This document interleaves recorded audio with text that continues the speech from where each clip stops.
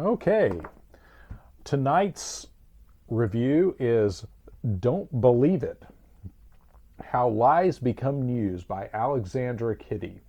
This was put out by Disinformation Publications, and this was originally published in, I believe, 2005. Just double check that. Yes, 2005. And I originally picked this up, I think, at Borders or one of the local bookstores here. I was on a sales trip up in Oklahoma, and I wanted something to read on the road, so I picked this up and was not disappointed. This is a great breakdown of how media is manipulated. I keep this as part of I have a whole shelf that's devoted to just media studies, and specifically the way television and mass media affects the groupthink, or the way affects that, steers that social climate. And this is a good book on that. And the nice thing about this particular book is it really cuts to just the core issues.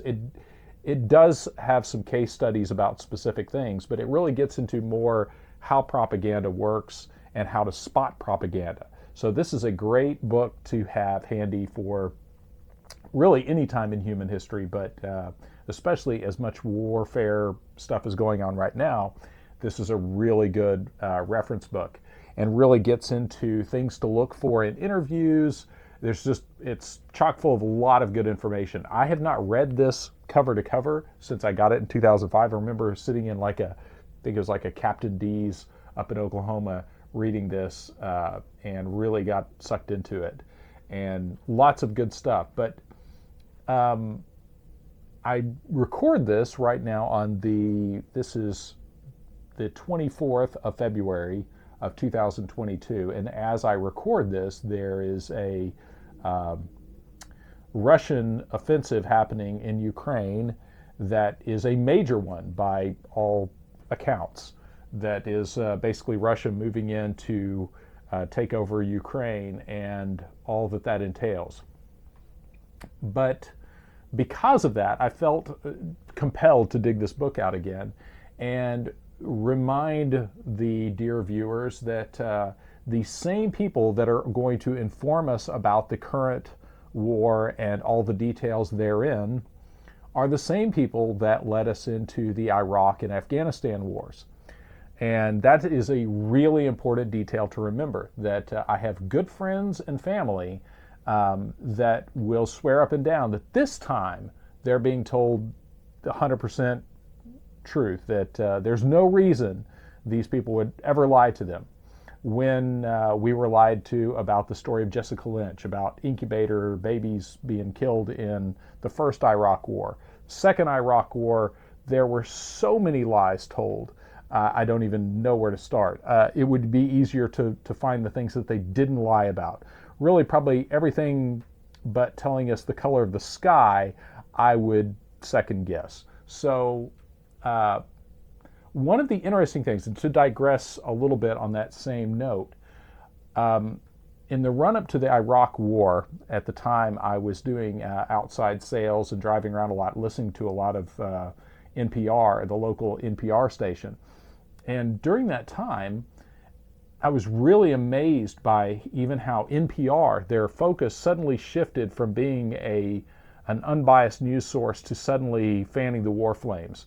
And they did it in a very calculated way to bring their audience along with them, because most of the people were like me, that were not cool with the idea of a preemptive war. That's a relatively new concept, to pitch an aggressive act of warfare as this that's preventative measure, that say, hey, we're going to go raid the next door guy's house because I'm pretty sure he might do something maybe later on, so we're going to go kill him first. So that kind of mindset is psychopathic at its core. And that was the driving force behind mainly the Iraq war. So during that time, I was listening to a lot of the coverage on that. And one of the things that came out during the hearings, I don't know any of you that remember this, but there were these hearings they had, congressional hearings about the use of force authorization, because Declaration of war is now a taboo thing, evidently. So George W. Bush had to have Congress declare war if he wanted to declare a proper war. Well, in our current climate of all kinds of little word games and legal loopholes, they decided on Congress would authorize the use of force, and that would then turn over that decision to the president. So that was basically Congress saying, we don't want to touch this.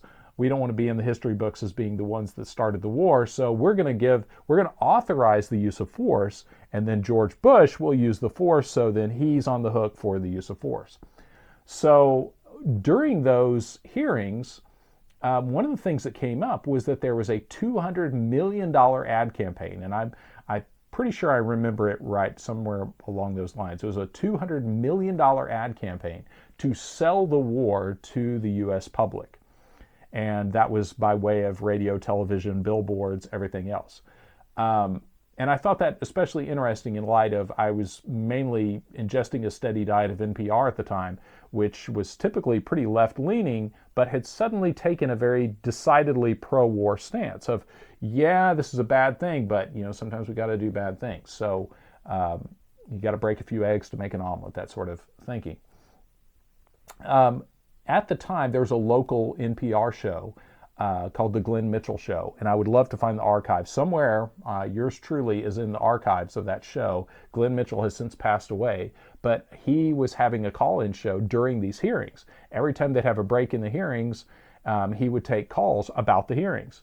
So I somehow managed to get on the air and asked him, hey, did you hear them just talking about that $200 million ad campaign to sell the war to the American public? And Glenn Mitchell responded in the negative, said, no, I haven't heard about that. And I said, well, have you received any of that money? And pregnant pause, and he said, no, I don't know anything about that. And I said, well, I'm not asking that now. I'm asking, have you accepted any money? And he again just said, I haven't heard anything about that. I said, well, you would tell us, right? You would tell us if you accepted any of this $200 million ad campaign money to sell your public on the war, right? And he said, well, I'm going to have to look into that. I haven't really heard about that. No answer. So it was pretty clear from the onset that it was having the intended effect of steering the public the direction, the necessary direction. And later on, the Glenn Mitchell Show had on Oliver North, who I consider kind of a war criminal at large, but I digress. But and I called into the show, and they were screening the calls, but then not taking any calls. They didn't take a single phone call during Oliver North's interview. And I thought that was very interesting. And after that, I noticed that from that point on, from about 2002 onward, they became very careful about who they allowed on the air and who was allowed to question some of their guests. So back to Don't Believe It. This is an interesting breakdown of how to spot propaganda in the modern era. And the nice thing is, the author doesn't take the tone of a left-wing or right-wing. I mean, some of it does feel a little bit more left-wing when it's questioning right-wing warfare, but it's really, these are tools, valuable tools that can be used across the spectrum.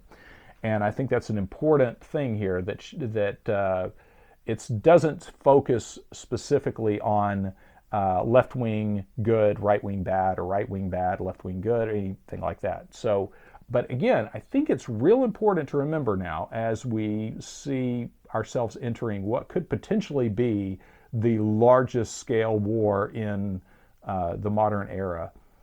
I think it's real important to remember how propaganda works, and I'll tag a couple other books I've done on this subject, and remember how media works. And my personal approach to this, I avoid broadcast news like the plague. I look for online sources and as many streaming sources of people on the ground, and I work that kind of like a math problem. Find opposing sources and then subtract it and find the difference. So it's real important to be very discerning right now. But most important is to remember who are the people, who are the players that got us into one of the messiest fiascos of recent years, spending 20 years bogged down in Afghanistan and Iraq with literally nothing to show for it. And we have the same news institutions, the legacy media, so to speak, that is now propelling the narrative now. So you have to ask yourself, do I believe them now? Do I believe them then?